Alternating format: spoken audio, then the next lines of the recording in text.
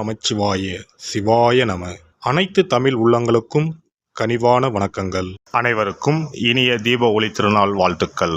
நவராத்திற்கு பிறகு சூரிய பகவான் கன்னி ராசியில் இருந்து துலாம் ராசிக்கு பயிற்சியாக உள்ளார். இதனால் சில ராசிக்காரர்களுக்கு அவரின் நற்பார்வையால் தொழில் வியாபாரத்தில் முன்னேற்றமும் குடும்ப வாழ்க்கையில் மகிழ்ச்சியும் அதிகரிக்க உள்ளது. சூரிய பகவான் ஒவ்வொரு ராசிக்கும் பயிற்சியாகி அதில் சஞ்சரிக்கும் காலத்தை நாம் தமிழ் மாதமாக அழைக்கின்றோம். அக்டோபர் மாதம் 18ஆம் தேதி முதல் நவம்பர் மாதம் 16ஆம் தேதி வரை துலாம் ராசியில் சூரியன் சஞ்சரிக்கும் காலத்தை நாம் ஐப்பசி மாதம் என அழைக்கின்றோம். ஐப்பசி மாதம் அடைமழை காலம் என்பது பழமொழி.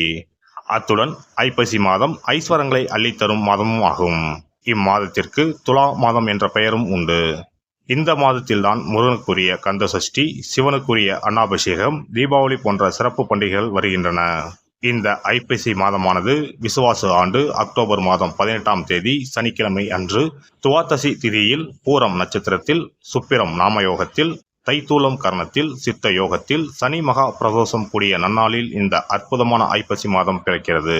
இம்மாத கிரகநிலை என எடுத்துக்கொண்டால் கடகராசியில் குரு பகவானும், சிம்ம ராசியில் கேது பகவான் மற்றும் சந்திர பகவான் சஞ்சரிக்கின்றனர். கன்னி ராசியில் சுக்கிர பகவானும், துலாம் ராசியில் சூரியன், புதன், செவ்வாய் உள்ளனர். கும்ப ராசியில் சனியும் ராகுவும் சஞ்சரிக்கின்றனர். இம்மாத கிரக பெயர்ச்சி என எடுத்துக்கொண்டால் செவ்வாய் பகவான் ஐப்பசி மாதம் 10ஆம் தேதி துலாம் ராசியில் இருந்து விருச்சக ராசிக்கு பயிற்சியாகின்றார்.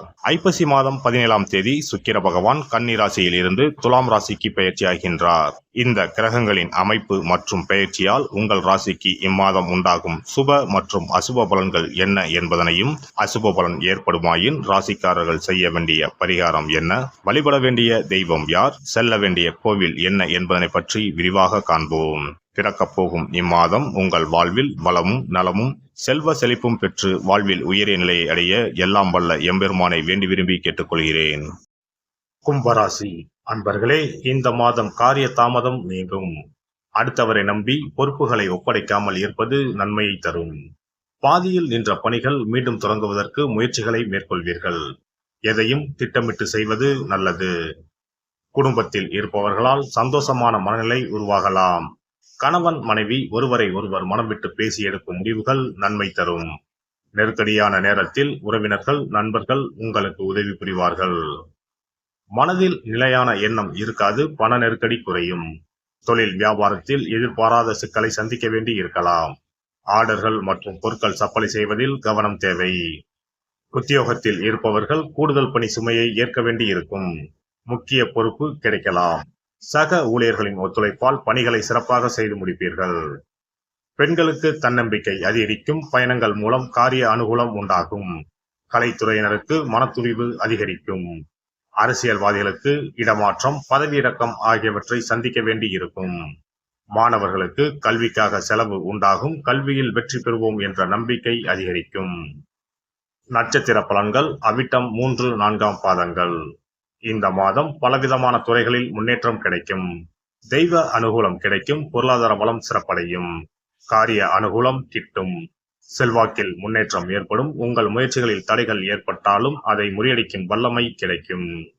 சதயம் நட்சத்திரம். இந்த மாதம் நல்ல விஷயங்களை தள்ளி போட வேண்டாம். வீடு, மனை, ஆடை, ஆபரணங்கள் போன்ற விஷயங்களில் அவசரம் வேண்டாம். எதையும் ஒரு முறைக்கு இருமுறை யோசித்து முடிவெடுக்கவும். தாயார் மற்றும் தாய் வழி உறவினருடன் மனக்கசப்பு ஏற்பட வாய்ப்புண்டு. பூரட்டாதி 1, 2, 3ஆம் பாதங்கள். இந்த மாதம் கடமைகளை நிறைவேற்றிக் கொள்ள சந்தர்ப்பங்களை உருவாக்கிக் கொள்வீர்கள். சுபகாரிய விஷயமாக வெளியூர் செல்ல நேரலாம். கணவன் மனைவிக்குள் ஏற்பட்ட கருத்து வேறுபாடுகள் முடிவுக்கு வரும். வீடு மாற்றிக்கொள்ள விரும்புபவர்கள் மாற்றிக்கொள்ள தருணம் இதுவாகும். புதிய வாகன யோகம் வந்து சேரும். சனிக்கிழமை அன்று விநாயகருக்கு அருகம்புல் சாற்றி வழிபட்டு வர கடினமான பணிகளும் எளிதாகும். மனோதைரியம் அதிகரிக்கும். ஒரு முறையாவது குல தெய்வத்தையும் இஷ்ட தெய்வத்தையும் ஒரே நாளில் சென்று தரிசித்து வாருங்கள். கடன் பிரச்சனைகள் தீரும். குடும்பத்தில் மகிழ்ச்சி நிலவும். மன நிம்மதி உண்டாகும். சிறப்பு தொகுப்பு. ஐப்பசி மாதத்தில் என்ன வழிபாடு செய்தால் குறையாத செல்வம் சேரும் என்பதனை பற்றி காண்போம். தமிழ் மாதங்களில் 7வது மாதமாக வரும் ஐப்பசி மாதம் பாவங்களை போக்கி புண்ணியங்களை பெருக்கிக் கொள்வதற்கான மாதங்களின் துவக்க மாதமாக கருதப்படுகிறது. ஐப்பசி மாதத்தில் என்னென்ன வழிபாடுகள் செய்வதால் வீட்டில் குறைவில்லாத செல்வம் சேர்ந்து கொண்டே இருக்கும், கடன் பிரச்சனைகளில் இருந்து வெளியே வருவதற்கு வழி கிடைக்கும், என்னென்ன காரியங்கள் செய்தால் வீட்டில் நன்மைகள் பெருகிக் கொண்டே இருக்கும் என்பதனை பற்றி காணலாம்.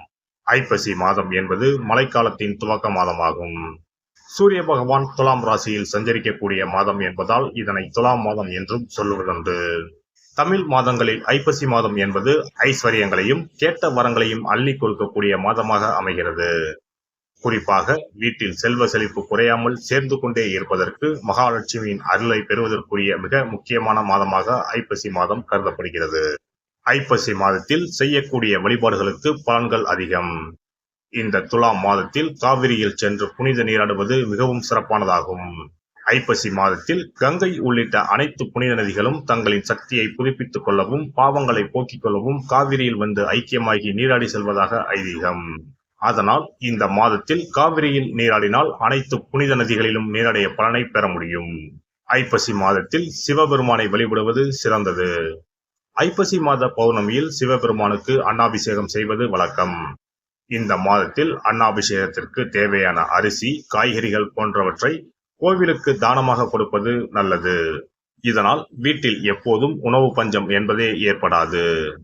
ஒரு அன்னாபிஷேகத்தை தரிசித்தால் கோடி லிங்கங்களை தரிசித்து வழிபட்ட புண்ணிய பலன் கிடைக்கும். அதனால் இந்த மாதத்தில் சிவ வழிபாடு செய்வதும் சிவ கோவில்களுக்கு வேண்டிய உதவிகள் செய்வதும் உளவார பணி செய்வதும் பல மடங்கு அதிகமான புண்ணியத்தை தரும். ஐப்பசி மாதத்தில் வரும் பிரதோஷம் மிகவும் மகத்துவம் வாய்ந்ததாகும். இந்த நாளில் விரதம் இருந்து சிவபெருமானை வழிபட்டால் வேண்டுதல்கள் நிறைவேறும். ஐப்பசி மாதத்தில் காவிரியில் நீராடி துவாதசியில் பெருமாளை தரிசிப்பதால் வீட்டில் தனம் தானியம் பெருகும், குடும்பத்தில் நல்லது நடக்கும், கடன் பிரச்சனைகளில் இருந்து விடுபட முடியும். நாம் வாங்கிய கடன் மட்டுமின்றி பிறவி கடனையும் தீர்க்கும் புண்ணியம் சேரும் மாதம் ஐப்பசி மாதமாகும். ஐப்பசி மாதத்தில் வரும் ஒவ்வொரு வெள்ளிக்கிழமையும் மாலையில் வீட்டில் 6 நெய் தீபம் ஏற்றி மகாலட்சுமியை வழிபடுவது சிறந்தது. இதனால் மகாலட்சுமியின் அருள் எப்போதும் நம்முடைய வீட்டில் நிறைந்திருக்கும். மகாலட்சுமியின் அருட்கடாட்சத்தால் வீட்டில் குறையாத செல்வம் சேரும், கடன் பிரச்சனைகள் தீரும்.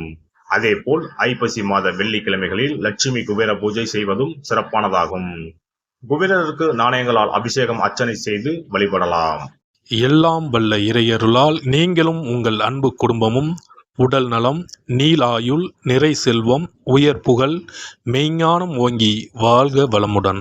இந்த வீடியோ பதிவு உங்களுக்கு பிடித்திருந்தால் லைக் பண்ணுங்க, கமெண்ட் பண்ணுங்க, ஷேர் பண்ணுங்க, மறக்காம சப்ஸ்கிரைப் பண்ணுங்க, பக்கத்துல இருக்கிற பெல் பட்டனை கிளிக் பண்ணுங்க. நன்றி, வணக்கம். ஓம் நமச்சிவாய, சிவாய நம.